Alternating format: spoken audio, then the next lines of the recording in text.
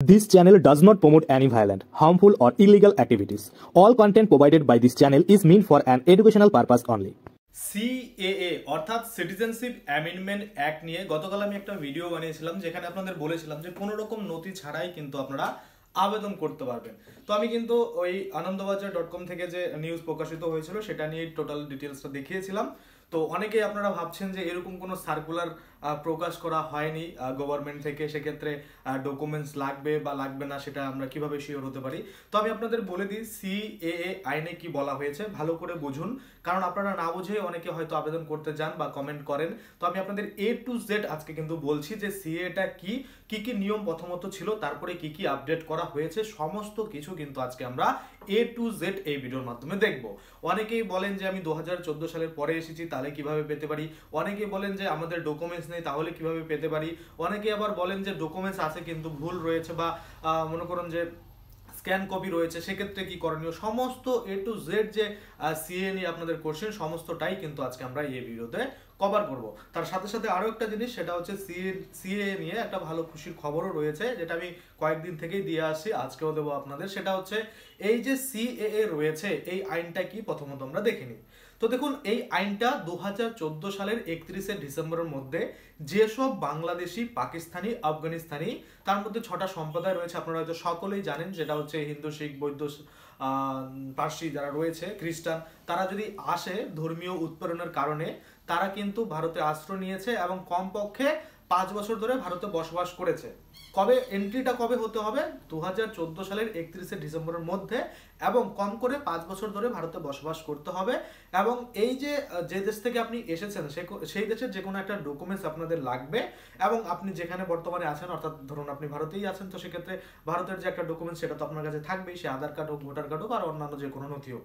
এই জিনিসগুলো যদি আপনার থাকে তাহলে আপনি আবেদন করতে পারবেন, এবং আবেদন করার সময় আপনাকে কিন্তু স্বঘোষণা করতে হবে বা স্বঘোষণাপত্র দিতে হবে, যেখানে আপনি স্বীকার করবেন যে হ্যাঁ আপনি বাংলাদেশ বা পাকিস্তান বা আফগানিস্তান থেকে এসেছেন, এত সালে এখানে এসেছিলেন, একটা এস্টিমেট ডেট দিলেই হয়।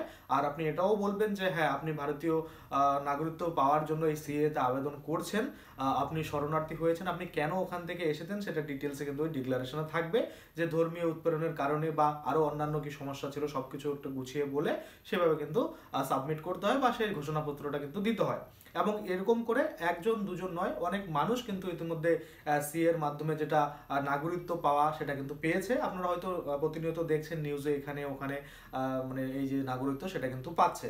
কারা পাচ্ছে? যারা বৈধভাবে কিন্তু এই জিনিসগুলো দিতে পারছে।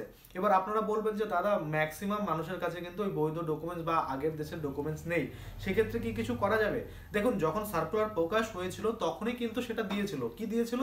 অ্যানেক্সার 1, যেখানে কিন্তু বলা হয়েছিল যে আপনি যে দেশ থেকে এসেছেন সেই দেশের টোটাল হয়তো 9টা ডকুমেন্ট ছিল, 9টার মধ্যে যে কোনো একটা লাগবে। সার্কুলার টু বলছি না, অ্যানেক্সার 2, সেই অ্যানেক্সার 2তে কিন্তু বলা ছিল যে আপনার যে দেশে বর্তমানে রয়েছেন টোটাল হয়তো 19টার মতো ডকুমেন্ট ছিল, যে কোনো একটা আপনাকে দিতে হবে। এবং আরেকটা ছিল অ্যানেক্সার 3, সেই অ্যানেক্সার 3তে কিন্তু বলা হয়েছিল যদি আপনার কাছে কোনো ডকুমেন্টস না থাকে তাহলে আপনি কোথা থেকে এসেছিলেন সেখানকার অ্যাড্রেস এবং এস্টিমেট ডেট, যেটা এন্ট্রি ইন্ডিয়াতে ঢোকার যে এস্টিমেট একটা ডেট, সেটা দিয়ে আপনি কিন্তু অ্যাফিডেভিট করে সেটা দিয়েও আবেদন করতে পারবেন। এখনো কিন্তু তাই বলা হচ্ছে, আপনার কাছে যদি ডকুমেন্টস না থাকে আপনি আবেদন করতে পারবেন। সে ভেরিফিকেশনের সময় আপনাকে কিন্তু আপনার যে ডকুমেন্ট সেটা জোগাড় করতে হবে বা আপনাকে ম্যানেজ করতে হবে, যেভাবে হোক আপনাকে কিন্তু মানে সেই ডকুমেন্টস নিয়ে আসতে হবে। এবার অনেকেই বলবেন দাদা এটা তো সম্ভবই না যে বাংলাদেশের যে কোনো ডকুমেন্টস আমরা নিয়ে আসতে পারি, সেটা কিন্তু বলেনি যে সেটাই লাগবে। যদিও সার্কুলারে সেটাই বলা রয়েছে যে আপনাদের ওটাই লাগবে, যে এই বাংলাদেশের যে ডকুমেন্টস বা আপনি যেখান থেকে এসেছেন সেখানকার যে একটা ডকুমেন্টস সেটা কিন্তু লাগবেই লাগবে। আমি আপনাদের বলে দিই, সেই ডকুমেন্টস ছাড়াও কিন্তু আপনারা চাইলে আপনাদের যে ঘোষণাপত্র রয়েছে, এফিডেভিট রয়েছে, সেটা দিয়েও আবেদন করতে পারেন, এবং সেটা দিয়েও নাগরিকত্ব কিন্তু পেয়েছে। আপনারা খোঁজ নিয়ে দেখবেন যে হ্যাঁ স্বঘোষণাপত্র দিয়ে বা কৃতজ্ঞতা স্বীকার যেভাবে করে সেভাবে করে যে আপনি শরণার্থী হয়েছিলেন সেভাবেও কিন্তু পেয়েছে। একজন কমেন্ট করেছিলেন যে হ্যাঁ দাদা আমরা পেয়েছি। তো যাই হোক, আমি জানি না কতজন পেয়েছে, একজন কমেন্ট করেছিল, এবার সত্যি কিনা সেটাও আমরা জানি না। অবশ্যই আপনারা কিন্তু খোঁজ নিয়ে দেখবেন যারা ইতিমধ্যে ঘোষণাপত্র দিয়ে বা এই যে অ্যানেক্সার 3 সেটা দিয়ে কিন্তু পেয়েছে। আমি বলছি না, যেসব দেখবেন অ্যাডভোকেটরা এইসব আবেদন করায় তারা কিন্তু নিজেরাও দেখবেন যে একটা ডিক্লারেশন দিয়ে তারপরে কিন্তু আবেদন করতে সাহায্য করে, এবং সেটার মাধ্যমে যদি সঠিকভাবে আপনি প্রমাণ করতে পারেন যে হ্যাঁ আপনি সত্যি শরণার্থী হয়েছিলেন বা আশ্রয় প্রার্থী হয়েছিলেন বা আপনি ধর্মীয় উৎপীড়নের কারণেই আসছিলেন। দেখুন, এটা বলার তো কিছু নেই, আমরা সকলেই জানি যে বাংলাদেশ থেকে যেসব হিন্দুরা আসছে ম্যাক্সিমাম কিন্তু দেখবেন যে আগে যারা এসেছিল তারা কিন্তু ধর্মীয় উৎপীড়নের কারণেই এসেছিল। বর্তমানে যারা আসছে কেউ মানে মনে করুন যে অন্যান্য সুবিধার জন্য চলে আসছে বা অন্য কিছুর জন্য আসছে, এখনো হচ্ছে না এমনটা না, এখনো কিন্তু আপনারা দেখছেন যে ধর্মীয় উৎপীড়ন কিন্তু হয়েই থাকে। আর আগেও আমরা দেখেছি প্রচুর পরিমাণে হয়েছে, যার জন্য কিন্তু মানুষ এসেছে। তো সেটা নতুন করে বলার কিছু নেই যে আমি ধর্মীয় উৎপীড়নের কারণেই কিন্তু ভারতে এসেছি, শরণার্থী হয়েছি। তো দেখুন, সেটা শুধু আপনাকে লিখিত আকারে লিখতে হবে এবং কবে এসেছেন এস্টিমেট ডেটটা দিতে হবে। আর ওখানকার যদি ডকুমেন্ট একটা থেকে থাকে তাহলে তো খুবই ভালো, আর যদি না থাকে তাহলে একটু প্রবলেম, কারণ আপনি ওখান থেকে যে আসছেন বাংলাদেশ থেকে হোক, আফগানিস্তান বা পাকিস্তান থেকে, আপনি হিন্দু না বৌদ্ধ নাকি জৈন নাকি পার্সি নাকি খ্রিস্টান সেটা প্রুভ করতে হলে কিন্তু আপনাদের ওই ডকুমেন্টসটা যদি থাকতো তাহলে হয়ে যেত। এবার যদি না থাকে, এবার ধরুন অনেক এমন রয়েছে অন্য সম্প্রদায়ের মানুষ কিন্তু আপনার একটা ধরুন যে কোনো একটা হিন্দু নাম বা খ্রিস্টান নাম দিয়ে কিন্তু তারাও কিন্তু ভারতীয় নাগরিকত্ব পেতে যাচ্ছে, যার জন্য প্রবলেম ক্রিয়েট হচ্ছে যে কিভাবে শনাক্ত করবে, যার জন্য কিন্তু ওই আগের ডকুমেন্টসটা থাকলে সুবিধা হতো। তাছাড়া এই যে মানে যারা সিএতে আবেদন করবে কোন রকম ডকুমেন্টস নেই বা হিন্দুত্বের সার্টিফিকেট নেই বা আপনি যে ধর্ম থেকে বিলং করছেন সেই ধর্মের কোনো সার্টিফিকেট নেই, সেটার জন্য কিন্তু ব্যবস্থা করা হচ্ছে। তো এই ছিল টোটাল নিয়ম সিএতে আবেদন করার। কিন্তু পরবর্তীতে দেখা গেছে যে এই নিয়মটা মানে এতটাই কড়াকড়ি যে অনেকেই আবেদন করতে পারছে না বা আবেদন করলেও নাগরিকত্ব পাচ্ছে না। তারপরে কিন্তু আরো একটা জিনিস মানে ইজি করা হয়, সেটা হচ্ছে আগে আপনি আবেদন করলে আপনার যে বাংলাদেশের ডকুমেন্টস বা আরো যে অন্যান্য ডকুমেন্টস সেগুলো কিন্তু হার্ড কপি লাগতো, আপনাকে দেখাতে হতো। কিন্তু এখন সেটা যদি হার্ড কপি না থাকে, ছবি তোলা থাকে বা ফটোকপি থাকে বা স্ক্যান করা থাকে বা জেরক্স করা থাকে, সেটা দিয়েও কিন্তু আপনারা পারবেন। অর্থাৎ সফট কপি থাকলেও হবে, আপনার ফিজিক্যালি যদি না থাকে ডকুমেন্টসটা, অনলাইনে যদি থাকে সফট কপি সেটা দিয়েও কিন্তু হবে। এটা কিন্তু আপডেট আনা হয়, এটা কিন্তু সার্কুলার করে আনা হয়। যাই হোক, এটা আমি আপনাদের ভিডিও বানিয়ে দেখিয়েছিলাম। গেল তারপরে দেখা যাচ্ছে এই যে সিএ আবেদন, তারপরে কিন্তু বেশি মানুষ বুঝতে পারছে না বা আবেদন করছে না, বা ধরুন হয় না যে নাগরিকত্বের জন্য যে আবেদন করতে ভয় পাচ্ছে, কারণ নানা রকম মানুষ নানা রকম বলছে যে আবেদন করলে যদি রিজেক্টেড হয়ে যায় তাহলে কিন্তু আপনাদের জেল হবে বা আপনাদের ডিটেনশন ক্যাম্পে নিয়ে যাবে। কিন্তু আসলে আমরা যদি দেখি পরিষ্কারভাবে সিএতে বলা রয়েছে যে আপনি আবেদন করবেন, ডকুমেন্টস দেখাতে না পারলে আপনাকে জেলে ভরা হবে এমন কিন্তু বলা নেই। আপনাকে পুনরায় কিন্তু ধাপে ধাপে আবারও কিন্তু আপনার ডকুমেন্টস যে জোগাড় করার সেটার কিন্তু সময় দেওয়া হবে।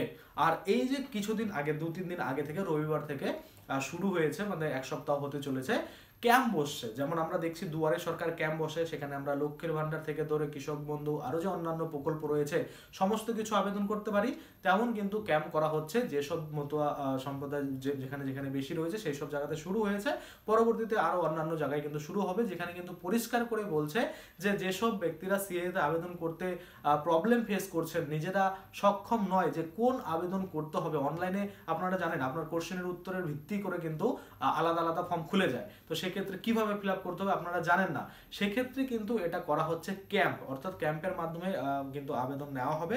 আপনারা যাবেন, আপনাদের ডিটেলস বলবেন, আপনাদের কাছে যা যা রয়েছে সেই অনুযায়ী আপনার কোন ফর্ম আসবে কোশ্চেন উত্তর দিয়ে, সেই ফর্মটা কিন্তু ফিল আপ করতে হবে। এবং সাথে কিন্তু আপনার কাছে যদি ডকুমেন্টস না থাকে বা এই যে হিন্দুত্বের বা আপনি যে ধর্ম থেকে বিলং করছেন সেই সার্টিফিকেটও যদি না থাকে, সেটাও কিন্তু প্রদান করা হচ্ছে। আপনারা হয়তো নিউজে ইতিমধ্যে দেখেছেন কোথায় শুরু হয়েছে, আমি আর বলছি না, গতকালের ভিডিও বলেছি। তো সেক্ষেত্রে এখন কিন্তু এই সুবিধাটা হচ্ছে। তো বর্তমানে এটা সাউথ বেঙ্গলে রয়েছে এবং এটা আস্তে আস্তে কিন্তু নর্থ বেঙ্গলেও আসবে। যখন নর্থ বেঙ্গলে আসবে, কোথায় ক্যাম্প কবে বসবে আমি কিন্তু ভিডিও বানিয়ে জানিয়ে দেবো আপনাদের। আপনারা যারা আবেদন করতে চান তারা কিন্তু অবশ্যই সেই ক্যাম্পে গিয়ে আপনারা কিন্তু আবেদনটা করে নেবেন। এবার অনেকেই ভাববেন যে দাদা আমরা আবেদন করবো না, ভয় লাগছে। দেখুন, আপনি আবেদন করলো না করলো আপনাকে কিন্তু একদিন না একদিন এনআরসি ফেস করতে হবে।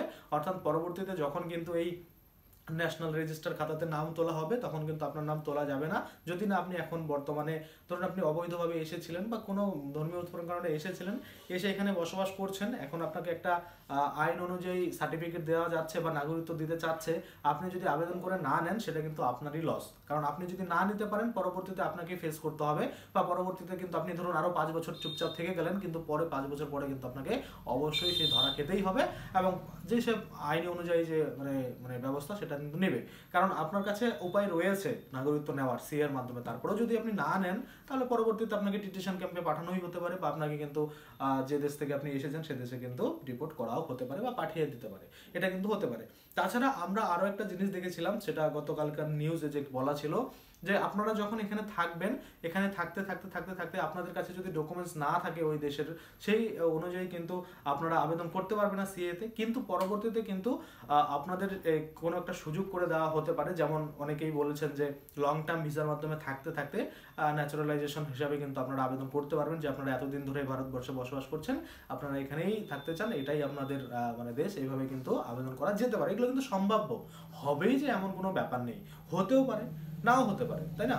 তো এবার অনেকেই বলবেন যে 2014 সালের পরের, তাহলে তাদের কি? এটা এলটিভি ভিসার মাধ্যমে আমি আপনাদের বলেছি যে যারা 2014 সালের 31শে ডিসেম্বরের মধ্যে আছেন তারা তো সিএতে আবেদন করে নাগরিকত্ব পাচ্ছেন বা পাচ্ছেন না, আপনাদের একটা চান্সেস রয়েছে পাওয়ার।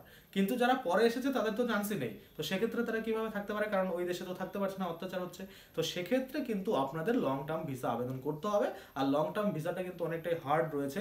আপনার হয়ে একজন ভারতীয় নাগরিককে কিন্তু ডিক্লারেশন দিতে হবে যে আপনার যে খাওয়া পড়ার দায়িত্ব তার থাকবে। আপনি যদি কোনো ইলিগাল কাজের সাথে যুক্ত হন, আপনি কোনো দোষ করেন, সেটার জন্য দায়ী কিন্তু সেই ব্যক্তিই থাকবে। এইভাবে ডিক্লারেশন দিয়ে তারপরে কিন্তু আপনি 5 বছরের জন্য লং টার্ম ভিসা পেতে পারেন, এবং সেটাকে বাড়িয়ে বাড়িয়ে আপনি কিন্তু এখানে থাকতে পারেন। এবং এবার এমনও ঘোষণা হতে পারে যে লং টার্ম ভিসা করে ধরুন যারা 3 বার এক্সটেন্ড করবে, 15 বছর ধরে থাকবে, তারা কিন্তু ন্যাচারালাইজেশন অনুযায়ী কিন্তু ভারতীয় নাগরিকত্বের জন্য আবেদন করতে পারবে। এগুলো কিন্তু টোটালি সম্ভাব্য, মানে হবেই এমনটা এটা কিন্তু না, অর্থাৎ কোনো রকম এটা আইনে কিন্তু নাও আসতে পারে। যার জন্য কিন্তু আমি আপনাদের বলছি, এই যে সিএ আইন, আমি বলছি যে নাগরিকত্বের জন্য আবেদন আপনারা ডকুমেন্টস ছাড়াই করতে পারবেন, অবশ্যই করতে পারবেন। আবেদনটা তো করে নিলেন, কিন্তু ভেরিফাইয়ের সময় আপনার ডকুমেন্টস লাগবে। এবার অনেকেই যখন দেখবে যে নাগরিকত্বের জন্য আবেদন করে আবেদন মানে রিজেক্টেড হচ্ছে, তো সেক্ষেত্রে কি হচ্ছে? কিছুই হচ্ছে না, রিজেক্টেড হচ্ছে, আপনাকে আবার পুনরায় চান্স দেওয়া হচ্ছে যে আপনি ডকুমেন্টস জোগাড় করুন।